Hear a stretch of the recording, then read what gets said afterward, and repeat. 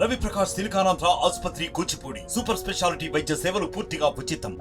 ఈరోజు ఏకుంజాన్ 4 గంటల నుంచి వైఎస్ఆర్ పార్టీ కార్యకర్తలు మీద కేసులు పెట్టి మరి టీడీపీ వాళ్ళ మీద కూడా కేసులు పెట్టారు అని చెప్పారు. అటు పెట్టారు ఇటు పెట్టారు అని చెప్పారు. ఇవాళ 4 గంటలకి వైఎస్ఆర్ పార్టీ కార్యకర్తలు ఇళ్ళకి పోయి పిల్లలు లేకపోతే వాళ్ళ పేరెంట్స్ని కూడా ఇబ్బంది పెట్టి గందరగోళం చేసి నాకు ఇన్ఫర్మేషన్ రాగానే కేసు పెట్టారు. ఆ కేసులో నేను కూడా నా పేరు కూడా ఉంది అని చెప్పి సో వాళ్ళందరినీ కూడా పెట్టినారు కదా, నన్ను కూడా అరెస్ట్ చేయండి అని చెప్పాను. నా పేరు మీద కూడా ఉంది, నన్ను కూడా అరెస్ట్ చేయండి, మా కార్యకర్తలని అరెస్ట్ చేస్తున్నారు, మనం కూడా చేయమని చెప్పి నేను ఈరోజు స్టేషన్కి వచ్చి కూర్చున్నాను. మరి దానికి సంబంధించిన కేసు నాన్ బెయిలబుల్ కేసు, దాన్ని కూడా మేజిస్ట్రేట్ దగ్గర పెట్టాలని చెప్పి స్టేషన్ 41 నోటీస్ ఇచ్చి పంపించాల్సిన కేసు నేను మళ్ళీ ఆడ మేజిస్ట్రేట్ దగ్గర పెట్టాలని చెప్పి ఆలోచన చేశారు. దానికి నేను ఒప్పుకోలేదు. నేను హైకోర్టు కన్నా పోయి దాని మీద చేస్తానని చెప్పాను. ఒకటి 4 గంటలకి మా పార్టీ కార్యకర్తల మీద చేశారు. మరి తెలుగుదేశం వాళ్ళకి నేను వచ్చి కూర్చున్న తర్వాత ఇక్కడ స్టేషన్కి వచ్చి కూర్చున్న తర్వాత తెలుగుదేశం వాళ్ళకి అరెస్ట్ చేయలేదు కదా అని చెప్పి అప్పుడు వాళ్ళు ఇళ్ళకి పోయారు. ఏం జరుగుతుంది ఇక్కడ? మరి ఏం జరుగుతుంది ఇక్కడ మాకు అర్థం కావటంలే. కొలిడ్ అయ్యారా దేనికి? ఇప్పుడు ఉన్న ఎస్పీని మార్పించారు. మరి బీజేపీ అలయన్స్ తోటి ఈ రకంగా ఎస్పీని పంపించుకొని ఈ రకంగా అరెస్ట్ చేసేదానికి ప్రయత్నం చేయటం ఎంతవరకు సబబం ఒకటి అడుగుతా ఉన్నా. నేను ఇంకా 2 ప్రశ్నలు అడుగుతా ఉన్నా. ఫస్ట్ జరిగిన ఇన్సిడెంట్ ఒకటే. ఫస్ట్ జరిగిన ఇన్సిడెంట్ ఎక్కడ? సుజాత నగర్, మన సమతా నగర్లో అపార్ట్మెంట్లో జరిగిన ఇన్సిడెంట్లో ఏం జరిగింది అక్కడ? మా కోడలు, మన కార్యకర్తలు అంతా మహిళలే ఎక్కువ ఉన్నారు. అక్కడ పోయి ప్రచారానికి నిమిత్తం పోతే గేట్లేసి తలిపేసి మా దగ్గరికి రావటం లేదు అన్నారు. సరే వాళ్ళ ఇంటికి పోతే సరిపోతే పక్కింటికి కూడా పోకూడదని చెప్పి అడ్డం పడ్డారు. అప్పటికి మా కోడళ్ళు కిందకు వచ్చేసి పోతుంటే అక్కడ వాలంటీరు ఒక ఆమె రిజైన్ చేసినటువంటి volunteer, she is a pregnant అమ్మాయిని పలు రకాలుగా దూషించి బయటికి నెట్టిన తర్వాత కిందకు వచ్చిన తర్వాత మా కోడలికి చెప్తే ఎందుకు ఇలా చేస్తున్నారని చెప్పి మళ్ళీ మా కోడలు పోయి, ఏమో మా వల్ల తప్పే అయితే సారీ అమ్మా అని మా పార్టీ వాళ్ళ తరఫున పోయి చెప్తే మా కోడల్ని విపరీతంగా దూషించి నేను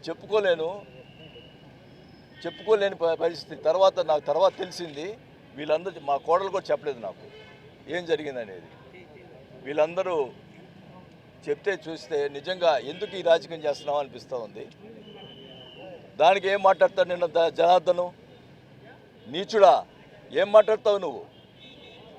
ఏం మాట్లాడతావు? ఆడవాళ్ళని, మా కుటుంబాన్ని అడ్డం పెట్టుకొని రాజకీయం చేస్తావా?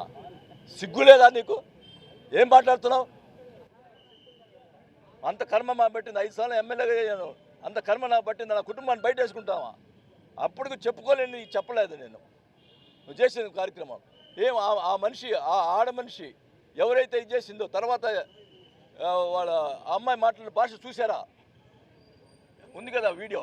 ఏం మాట్లాడింది? లంచా కొడకల్లారా, ఇదే మాట మాట్లాడింది. వైఎస్ఆర్పీ నా కొడకల్లారా, చంపేస్తారా లంచా కొడకల్లారా.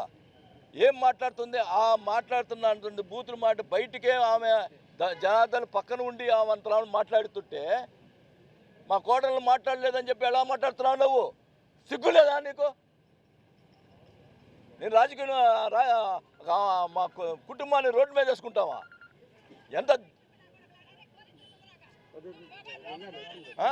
ఎంత దుర్మార్గంగా ఆ భాష ఏంది, ఆ దుర్మార్గం ఏంది అంటే ఓపెన్గానే అంతలా తిడుతుందంటే ఎవరు లేనప్పుడు మా కోడల్ని తిట్టలేదని నువ్వు ఎట్లా మాట్లాడుతున్నావు? నువ్వు మా ఆడవాళ్ళని పెట్టుకు రాజకీయం చేసేవాను నేను. ఏం మాట్లాడుతున్నావు? నీచంగా మాట్లాడుతున్నావు. సిగ్గుండాలా నీకు? అంటే ఆ రోజు ఏం మాట్లాడాడు? ఎస్పీ గారు సరి రెస్పాన్స్ ఇవ్వకపోతే ఇళ్ళ పోయి కొడతాడంట. ఈయన ఒక్కడే మగోడు, ఇళ్ళ పోయి కొట్టే మగోడు. ఆ రోజు హాస్పిటల్ జరిగితే మీ ఇంట్లో పిల్లలు లేరా, మీ ఇంట్లో వాళ్ళు లేరా, ఇంటికి వచ్చి కొడతాడు. మా ఇంటికి వచ్చి వాడు కొడతాడంట. ఎంత ప్రజలు గమనించాలి ఇంత దుర్మార్గం. నేను 30 ఏళ్ళ నుంచి రాజకీయం చేశా, ఒక్కడి మీద ఇబ్బంది పెట్టలా.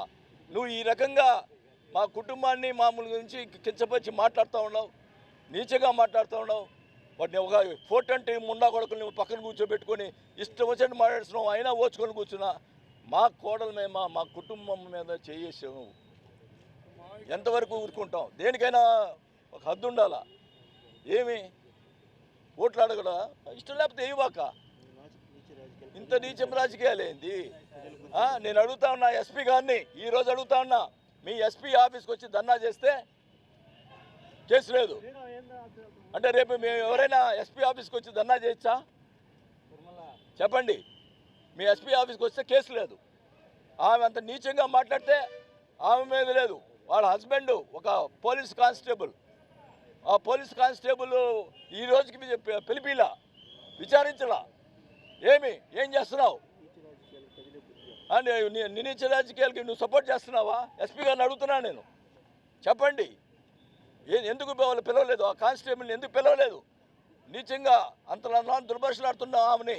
వాళ్ళ హస్బెండ్ కానిస్టేబుల్ అయితే ఆ మాత్రం చర్యలు తీసుకోలేరా? మా వాళ్ళు ఎవరైనా కనపడితే వాడు రిమూవ్ ఫ్రమ్ సర్వీస్.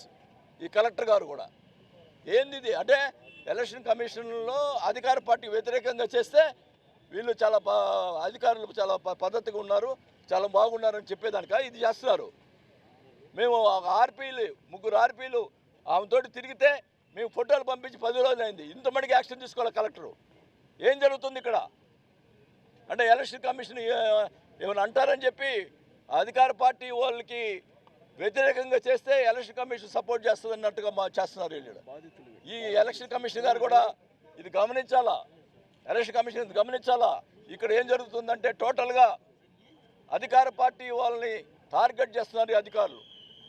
అధికార పార్టీ టార్గెట్ చేస్తున్నారు. అధికార పార్టీ టార్గెట్ చేస్తే వాళ్ళకి ఇబ్బంది ఉండదని ఈ రకంగా చేయటం ఒక కలెక్టర్ గారు కానీ ఒక ఎస్పీ గారు కానీ ఇది మంచి పద్ధతి కాదు. జరిగినటువంటి ఇన్సిడెంట్కు ఎంక్వైరీ చేయండి.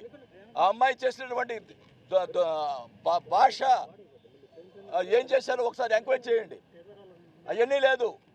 ఎస్పీ ఆఫీస్ ముందు ధర్నా చేస్తే ఏఎస్పీ గారిని ఏం సార్ ధర్నా చేశారు, దాని మీద కేసు లేదంటే ధర్నా చూసి నేను చూడలేదు అంటాడు. ఇదేమని అసలు ధర్నా చూడలేదంట. అసలుకి అది మాకు మతిపోయింది. ఇదేంది ఇది? ఒక ఏఎస్పీ ఉండి ధర్నా చూడలేదంటే ఏంటి? మమ్మల్ని వేధిస్తూ ఉన్నారు ఈ రకంగా. అప్పుడు అధికారంలో లేనప్పుడు ఈ రకంగా చేస్తున్నారు. ఇప్పుడేమన్నా మేము ఆ రోజు ఎప్పుడు కూడా ఒక్క పిటిషన్ పెట్టలా. ప్రతిపక్షంలో ఉండి మేము ప్రజల్లోకి వెళ్ళాము, ఓట్లు అడుక్కున్నాం తప్ప మమ్మల్ని ఆ రోజు కమ్మపాలన ఆపినా కూడా నేను ఒక ఎలక్షన్ కమిషన్ పిటిషన్ పెట్టలా. ఈ రకంగా ఇంత దుర్మార్గంగా ఏం మాట్లాడతావు నువ్వు? జరిగిపోయింది. ఒకవేళ నేనైతే అతని ప్లేస్లో ఉంటే నేను చెప్తున్నాను, దేవుడు సాక్షి చెప్తున్నా, సాయిబాబా సాక్షి చెప్తున్నా, నేను అతని ప్లేస్లో ఉంటే మా వాళ్ళు తప్పు చేశారని చెప్పి క్షమాపణ చెప్పేవాడిని. అతని ప్లేస్లో ఉంటే అదే ప్లేస్లో ఉంటే నీ కూతుర్ని వాళ్ళ రకంగా మాట్లాడితే నీకు ఎలా ఉంటుంది? నా కూతురు అయితే నా కోడలు అయితే ఒకటి కదా నాకు. మా ఫ్యామిలీ గురించి మంచిగా మాట్లాడితే ఎట్లా ఉంటుంది నాకు? నీ కూతురు మాట్లాడితే ఊరుకుంటావా? దానికి మళ్ళా అంటే మా కుటుంబాన్ని రోడ్డు మీద చేసుకుంటావా? ఏం దుర్మార్గం ఇది? ఏం మాట్లాడతావు? నీచ మాట్లాడతావు, సిగ్గు లేకుండా మాట్లాడుతున్నావు. ఎంతవరకు ఏం న్యాయం ఇది? ఎంత దుర్మార్గంగా చేస్తా ఉన్నావు? అసలు గతంలో 6 సార్లు ఎలక్షన్ చేస్తాను. ఎవరితోటి నాకు అవతల నిలబడినవాడు ఎవడు కూడా మమ్మల్ని కామెంట్ చేసాడు కాదు, ఏదో ఎలక్షన్ చేసుకునేవాళ్ళు. ప్రతిసారి నీచంగా ఇచ్చేస్తావు, ప్రతిసారి రెచ్చగొడతావు, ఇచ్చేస్తావు. వాళ్ళు అంతలామన రెచ్చిపోయి అంతలా మాట్లాడుతుంటే నువ్వు ఏం చేస్తున్నావు తెలుసా? మీ సామాజిక వర్గానికి అన్యాయం చేస్తున్నావు, అది గుర్తుపెట్టుకో. అది జరుగుతుంది చెప్పు, అది తెలుసుకోండి. మీ సామాజిక వర్గానికి నేను ఎప్పుడు కూడా ఒక మనిషిని ఇబ్బంది పెట్టలా. నువ్వు ఇబ్బంది పెట్టావు, నేను ఎప్పుడు ఇబ్బంది పెట్టలా. నువ్వు అనవసరంగా నన్ను రెచ్చగొట్టుకుంటున్నావు. ప్రజలన్నీ కూడా గమనిస్తూ ఉన్నారు. మరి వాళ్ళే బుద్ధి చెప్తారు. నువ్వు ఈ రకంగా పొద్దు గూగులు నీచాతినీచంగా మీడియా ఉంది అని చెప్పి, మీకు మీడియా ఉందని చెప్పి ఇష్టం వచ్చినట్టు మాట్లాడటం మంచి పద్ధతి కాదు. ఒకటే చెప్తా ఉన్నాం, కార్యకర్తల కోసం నేను ఏమేం చేస్తాను. ఈరోజు ఇప్పుడు గంటలో మళ్ళీ పంపించేస్తామన్నారు. మరి 41 నోటీసులు ఇచ్చి పంపించేస్తామని చెప్పిన నేను బయటకు వచ్చాను.